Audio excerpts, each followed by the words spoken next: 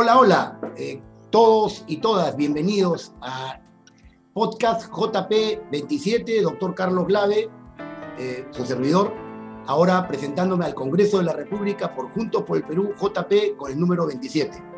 ¿Por qué Juntos por el Perú con el número 27 al Congreso? Porque esta locura de presentarme al Congreso de la República en tiempo de pandemia es motivada por la situación de salud en la que estamos viviendo. Y no solamente la situación de salud, sino en general toda la gran crisis económica, social, la crisis incluso ética y moral que estamos viviendo, no solo en nuestro país, sino a nivel global.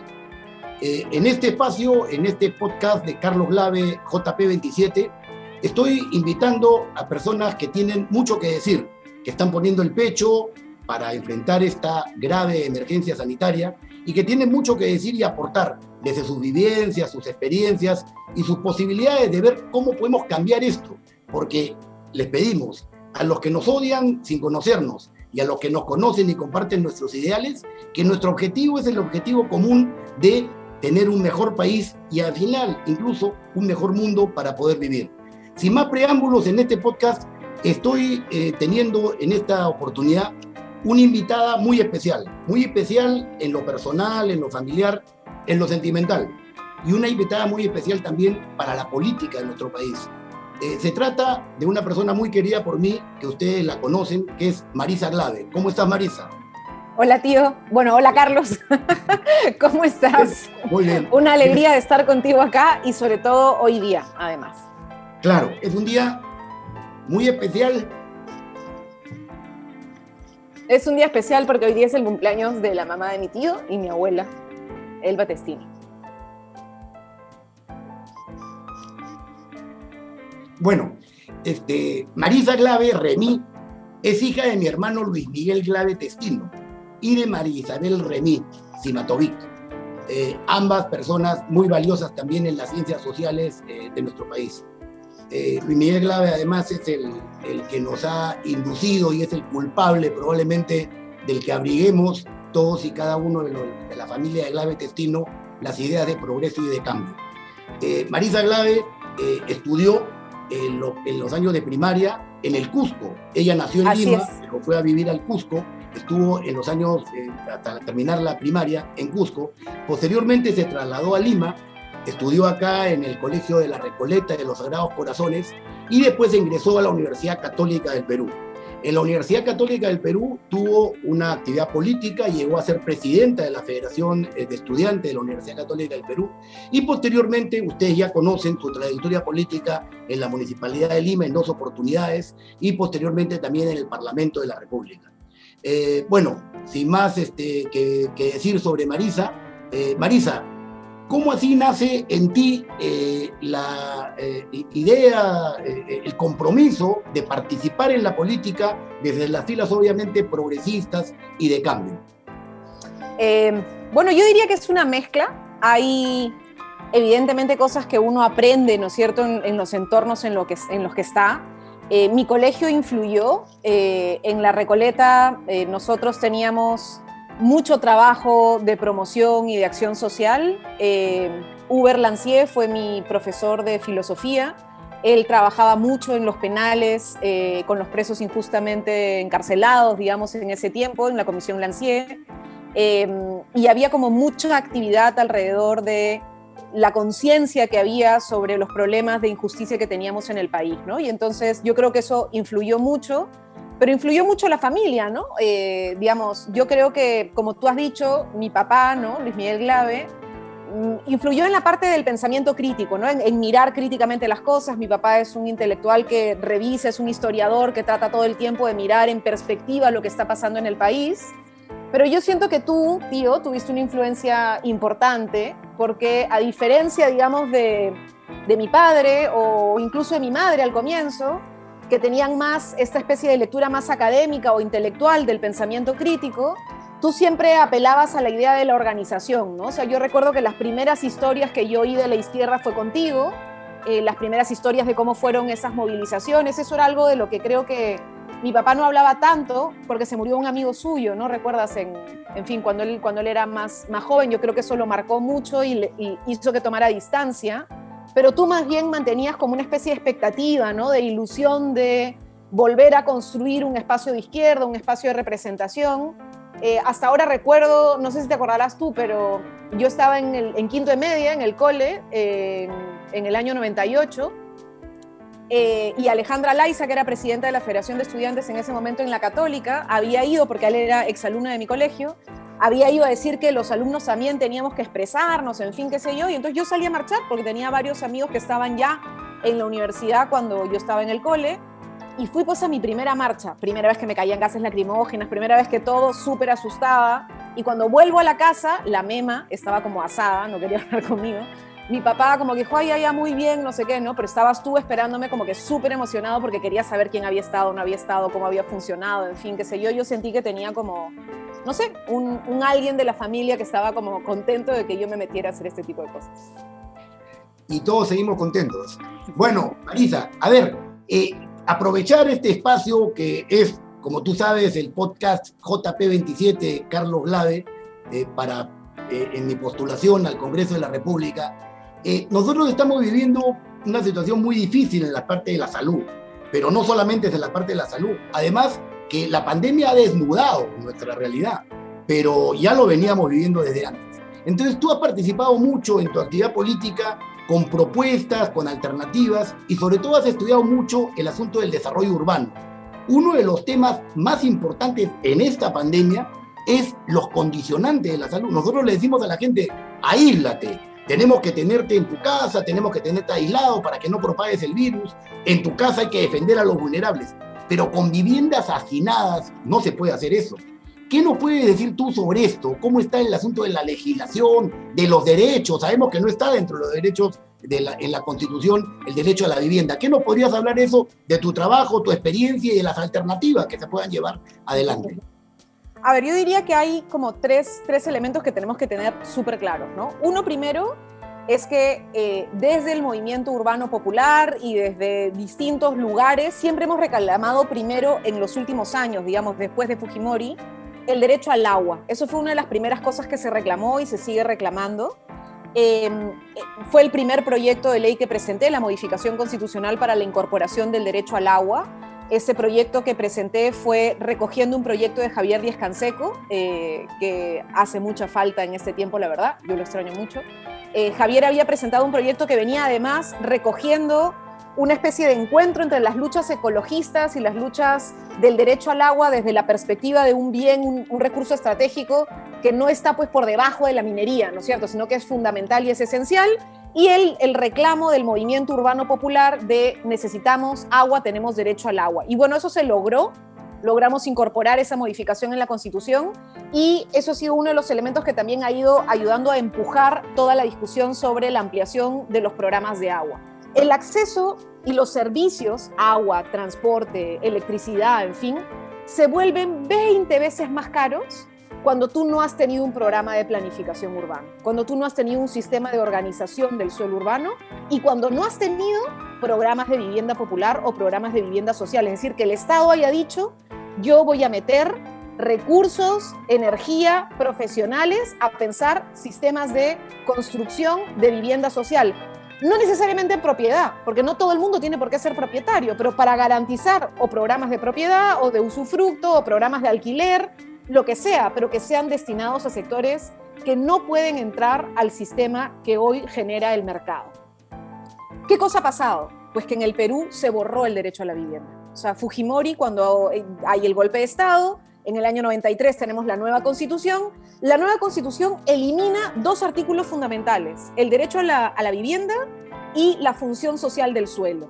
Son dos elementos de la Constitución que son extraídos y en la nueva Constitución desaparecen. Y lo único que hay es una discusión de propiedad. Y esta discusión del derecho de propiedad se asocia a lo que hoy, por ejemplo, candidato a la presidencia Hernando de Soto decía, lo único que hay que hacer es formalizar y entregar título de propiedad. Se dejó la discusión de la vivienda y se creó COFOPRI. Bien legal, bien COFOPRI, esa frase famosa. Bueno, COFOPRI lo que hacía era ir legalizando, ir entregando títulos a los distintos asentamientos que se habían creado fruto de invasión. ¿Qué cosa tenemos hoy? Que es el problema hoy. Hoy en el mero momento de las ciudades neoliberales como Lima, porque Lima es una ciudad neoliberal. Es una ciudad neoliberal desigual, segmentada, agresiva, violenta, que tiene que cambiar. No podemos seguir teniendo este tipo de ciudad. En las ciudades de hoy, y en particular en el caso de Lima, como ha dicho Julio Calderón, es que ya todo el proceso histórico de invasión, de conquista del territorio, que fue un proceso que se vivió cuando Matos Mara hablaba del desborde popular, ¿no es cierto?, en los años 60, los años 70, los años 80, ya acabó. Y lo que tenemos hoy es un sistema de generación de renta a través del tráfico de tierra en un conjunto de procesos de ocupación para el mercado informal de suelo. No para la apropiación de acción colectiva, no, sino para el mercado ilegal y que está asociado al tráfico de suelo. Eso es lo que hoy está titulando COFOPRI, y por eso es que muchas de las organizaciones dijeron que ya no tenía sentido seguir simplemente ampliando la lógica de titulo y formalizo, sino que hay que reconocer derecho a la vivienda, y al reconocer derecho a la vivienda, el Estado la tiene que garantizar. El Estado tiene que garantizar la vivienda. ¿De qué manera? Hay varias maneras. Una es la financiación, programas de financiación de vivienda. Hoy ya tenemos el famoso Fondo Mi Vivienda. Fondo Mi Vivienda trabaja para sectores medios y trabaja en alianza con el sector de construcción formal, digamos. Y tiene un cachito, que todavía es muy chiquito, para el famoso bono techo propio o el programa familiar habitacional, que es el techo propio, que se hace en sitio propio, si tú tienes tu lotecito, o los programas de vivienda pequeños de vivienda social. Esos programas tienen un problema enorme, que es que el suelo cada vez cuesta más. Tu tío, bueno, te acordarás, porque la MEMA, ¿te acuerdas que la MEMA auténtica, tu abuela, que esa es la que sí, tú seguro conocías más que yo, que nunca la tengo por memoria, digamos, alquilaba, compraba, vendía, ¿no es cierto?, terrenos. Y luego iban viendo que iba incrementando el valor del suelo. Tú de pronto tienes un departamento que podrías haber comprado, no sé, pues en Lince, que valía $20,000, $30,000, y hoy lo vendes y hoy cuesta $100,000 sin ningún problema, o $120,000, ¿no es cierto? Hay una ganancia enorme entre cuando se compró y cuando lo vendes hoy. Este incremento, el propietario no hizo nada. El propietario compró y 10 años después vale $120,000 más. Entonces, este incremento del valor del suelo no tiene nada que ver con la acción del propietario, pero tiene que ver con la dinámica del mercado de suelo y tiene que ver con la plata que ha metido el Estado en obras, en servicios, en acondicionamiento, en modificaciones de los esquemas de zonificación, y entonces el suelo va captando valor, captando valor, captando valor, captando valor. Entonces, cuando capta tanto valor, es irreal que con el bonito tan chiquito de financiación que se da de techo propio, tú puedas hacer programas de vivienda social, porque no te alcanza, se te va todo al suelo. La plata entera, pum, va solo a pagar el suelo, y entonces ¿quién construye? ¿No es cierto? Entonces ahí tenemos un programa, o sea, un problema enorme. Entonces, no solamente podemos hacer programas de, comillas, financiación. En la teoría, digamos, social, ¿no es cierto?, la propiedad tiene una función social y se le reconoce la función social de la propiedad. Eso está en la mayoría de textos constitucionales. En el nuestro no está. En el nuestro dice, debe ejercerse en relación al bien común, una cosa más abstracta, no termina de entenderse, pero lo cierto es que tenemos que entrar a la discusión de hasta dónde llega el ejercicio del derecho a la propiedad. Eso es algo que los brasileros han trabajado mucho, por ejemplo, y entonces ellos hablan de un coeficiente de aprovechamiento. Yo tengo un terreno, un suelo, y hay una cantidad que yo puedo construir porque de esa manera yo ejerzo mi derecho de propiedad. Pero hecho esto, hay todo un paquete que le pertenece a la ciudad, no al propietario. La ciudad tiene que determinar colectivamente si quiere mucha más densidad o no. Y si yo te apruebo más densidad, tú tienes que pagar por esa densidad, porque eso va a generarme un conjunto de costos adicionales. Pistas que se van a malograr mucho más rápido porque hay mucho más uso, espacios públicos que tienen mucha mayor demanda, servicios de agua porque voy a tener que tener un sistema de tratamiento de agua mucho más complejo para el desagüe, en fin, un conjunto de elementos que van a generar costos, tráfico, voy a tener que poner semáforos, o voy a tener que repensar cómo es que circula, ¿no es cierto?, esa zona, y todos esos tipos de elementos que son costos, todos los costos siempre se socializan, los pagamos todos, pero las ganancias se privatizan. Entonces, en este momento lo que tenemos que hacer, como dice la profesora Sonia Ravelo, es una equiparación, ¿no es cierto?, entre costos y beneficios del crecimiento urbano. Y acá tiene que haber un punto de equilibrio, porque si no, lo que hay es un enriquecimiento sin justa causa. Y lo que necesitamos es que quien se gana su plata, que se la gane. Y si se vuelve rico por su esfuerzo y su trabajo, enhorabuena. Pero el que de pronto se quiere enriquecer por la mera especulación del valor de su propiedad, entonces eso no es justo, porque eso lo estamos pagando todos para que la privatice solamente una persona. Interesantísimo, Marisa. Muchas gracias por tan amplia explicación y tan bien documentada, ¿no? Y justamente ese es el problema, ¿no? La Constitución, la famosa Constitución del 93, ¿no? Y entonces la Constitución del 93 pone, ¿no? Especifica, es un Estado democrático de derecho y le quita el término social. Las constituciones eran Estado social y democrático de derecho. Y eso no solamente es una declaración, sino eso se ve en los derechos a la vivienda, al agua, a la salud. Y también en la salud. Y es muy importante tu observación porque es algo muy parecido a lo que pasa en salud. O sea, en salud lo que se ve es el financiamiento y la prestación. Todo lo demás, la rectoría, los recursos humanos y materiales, todo lo demás está simplemente en que financias y das prestaciones. Y hay subsistemas y todo lo demás. Bueno, definitivamente de lo que se trata, independientemente de cambiar o no cambiar la Constitución, es generar una corriente que además la vida misma nos está demostrando. La salud y en general los derechos económicos, sociales, culturales, ambientales deben ser derechos fundamentales. Emmanuel Macron ha dicho que la pandemia ha demostrado, por ejemplo, que la salud es un derecho y no es una mercancía. Entonces yo creo que sí, es verdad. Y además las campañas millonarias contra los que están en contra del mercado, valga la redundancia, contra y contra, deberían más bien poner esas campañas para promover la vacunación, para atraer, para hacer la reconversión del oxígeno industrial en el oxígeno medicinal que tanta falta nos hace. Bueno, Marisa, hoy día, los que nos escuchan, estamos grabando, va a salir después este podcast, es el cumpleaños de mi madre, Elba Testino Guarderas, la Mema. Quisiera que tú des unas palabras en relación a ella. Ahí está la Mema, para que la vean. A ver, ¿qué cosa puedo decir de la Mema? Uf, y encima en su cumpleaños, y sin llorar, ¿no? Ese es el truco difícil. Que los que lloramos somos nosotros dos siempre en la familia. Lo terrible, ¿no? Los más gritones, los más llorones. Pucha, yo creo que la Mema además se divertía mucho con nosotros dos, ¿no es cierto? Porque éramos los más peleones. Yo creo que a ella le gustaba pelear, era su manera de querer.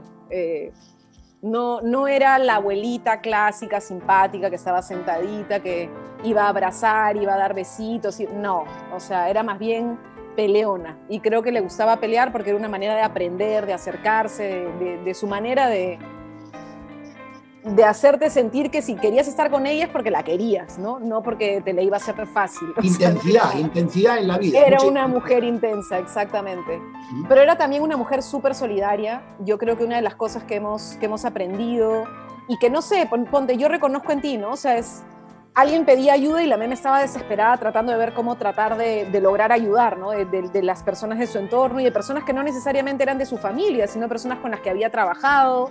Ella quería ayudar, quería estar, ¿no es cierto? Y eso es algo que yo valoro mucho de nuestra herencia familiar con ella, ¿no es cierto? Porque ahora alguna gente sabrá, nosotros vivimos en el distrito de San Bartolo, y entonces tú estás en el comité que está tratando de ayudar a ver los temas COVID, ¿no es cierto? A ver cómo ayudamos. De pronto acá alguien se pone mal o nos ponemos mal, inmediatamente lo que hacemos es llamarte. Yo no sé cuántas veces te he llamado a las madrugadas a pedirte ayuda de, oye, tal persona está enferma, qué cosa se hace, cómo lo hacemos. Yo creo que eso era algo que salía de la Mema, ¿no? O sea, mi abuela, no sé, ella recuerda con mucho cariño cuando ella estuvo en la Cruz Roja, ¿no es cierto? Cuando ella ayudaba a alfabetización o ella ayudaba a las personas a tratar de superarse. Siempre siempre quería hacer cosas, no fue una mujer que se quedara quieta. Creo que fue una mujer de su época, pero al mismo tiempo muy moderna, ¿no? Me preguntaron en una entrevista a propósito de la candidatura, me dijeron, ¿y qué es usted, Marisa Glave? Entonces le dije, bueno, soy su tío. Ah, de ahí le viene. Entonces yo le dije, no, más bien, yo le dije, no, más bien de repente a ella le viene de mí, en la parte de organización. Pero tú, de todas maneras, tú tienes más experiencia política. Ahora, institucional, público, ¿no? Pero yo recuerdo la primera asamblea de izquierda que fui, que fue, claro, yo había terminado la universidad, primero estábamos en las movidas más democráticas, ¿no es cierto? Y luego de la recuperación del Estado de Derecho y de la democracia después de Valentín y de la transición, faltaba algo, ¿no? O sea, no era solo recuperar el Estado de Derecho, ¿no? Habían otros elementos, estructuras de injusticia que no tenían que ver solo con la democracia formal del procedimiento, sino que había que democratizar también las relaciones económicas, había que democratizar las relaciones sociales, ¿no? Y así me acerqué yo a la izquierda, porque yo originalmente no había estado pues, en un núcleo más de izquierda. Entonces, bueno, me acerco al movimiento Raíz, estuve ahí, y entonces me llevan a mi primera asamblea de izquierda. Y ahí me encuentro pues, con compañeros que venían de años atrás, eran compañeros que venían de Vanguardia, compañeros que venían de... ¿El PCR era el tuyo? No me acuerdo cuál era. Yo era de PCR y después Trinchera Roja. Trinchera Roja, claro. Y entonces me acuerdo que estábamos en una asamblea y de pronto se me acerca un compañero, ¿no?, de la CGTP y me dice, ¿usted es la hija del Chato Glave? Y como, oh, no, soy su sobrina. Ah, muy bien, compañera. Puede pasar.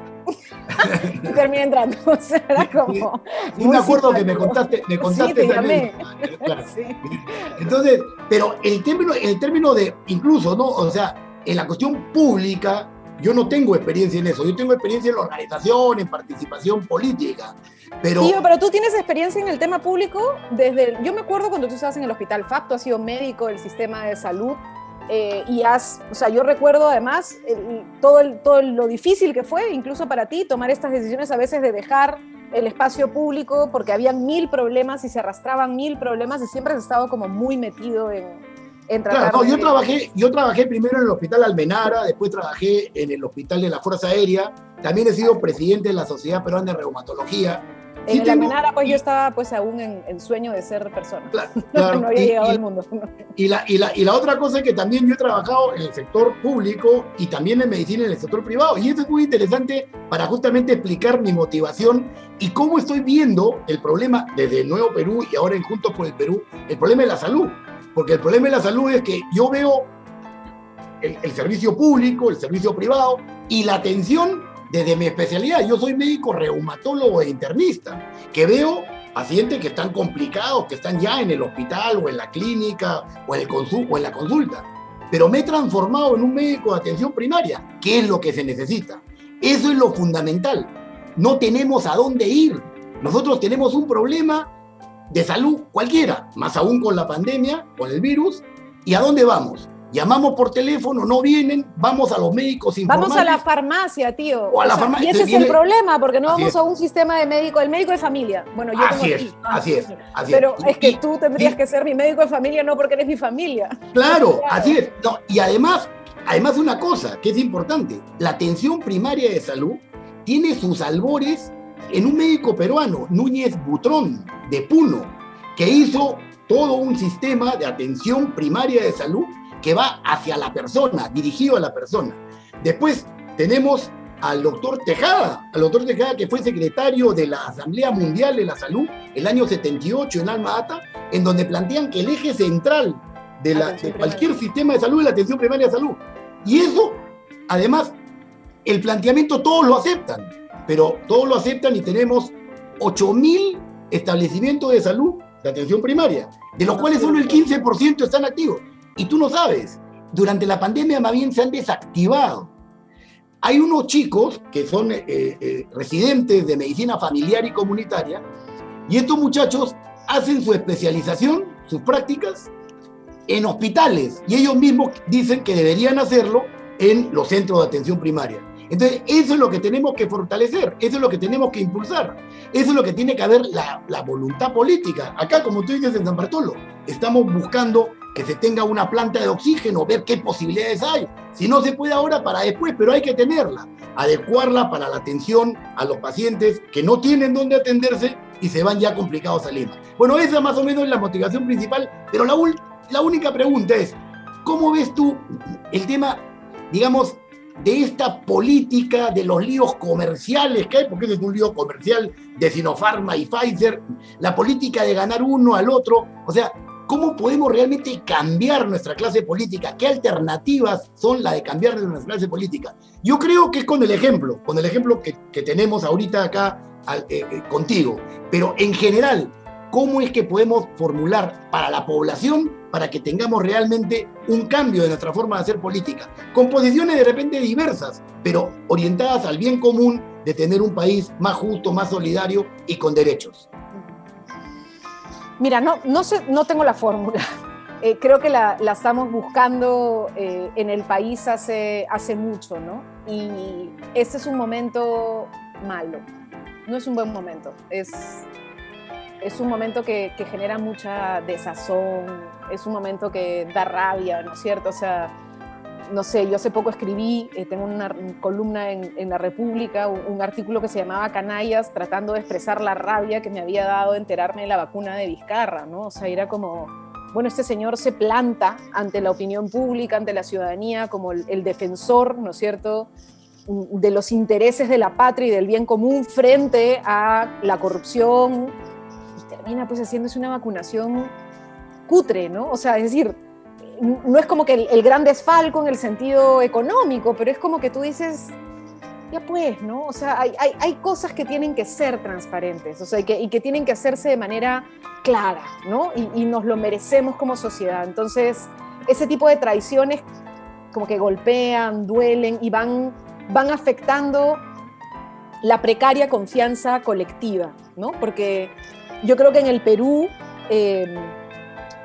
nosotros en el Perú queremos mucho a nuestra familia, o sea, sí hemos mantenido y seguimos manteniendo un cariño nuclear, hacemos todo lo posible por sacar adelante a nuestros hijos, por sacar adelante a nuestra gente, ¿no es cierto?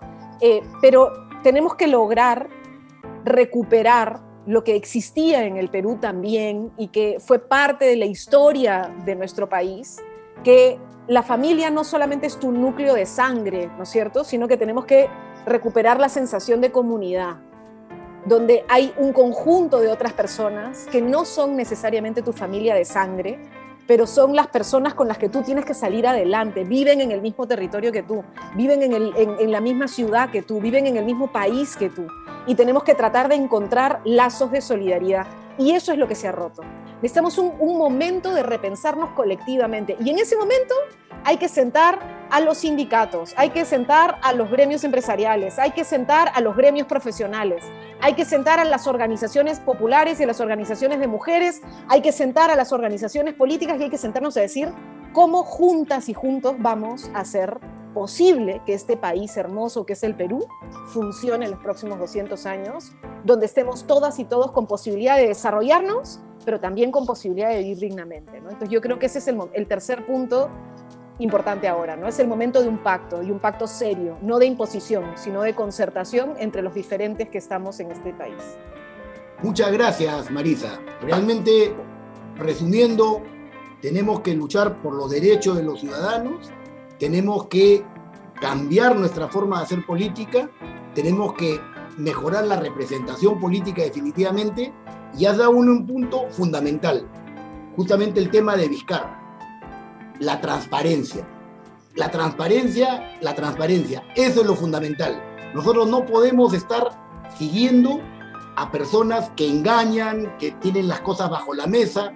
Es la transparencia. Nuestras posiciones para tener concertación, pero con la transparencia fundamentalmente. Y además, también los valores de la familia, pero los valores de la Revolución Francesa, ¿no? Del hermano, del brother, de la hermana, ¿no? Ahora, con la integración e inclusión también de las mujeres, ¿no? Entonces, hermano, hermana, juntos curemos el Perú. Esa es nuestra alternativa. Bien. Eso, tío. Muchas gracias, Marisa, realmente muy emocionado. No puedo seguir porque si no me pongo a llorar, ya tú sabes. Y sé. Entonces, a todos mis seguidores de este podcast JP27 Juntos por el Perú, del doctor Carlos Glave, simplemente les digo que vamos a continuar con estos espacios de gente tan valiosa como en este caso mi sobrina Marisa Glave Remí. Muchas gracias. Y este abril, ya saben, marquen JP y escriban el número 27, Carlos Glave, al Congreso. Muchas gracias.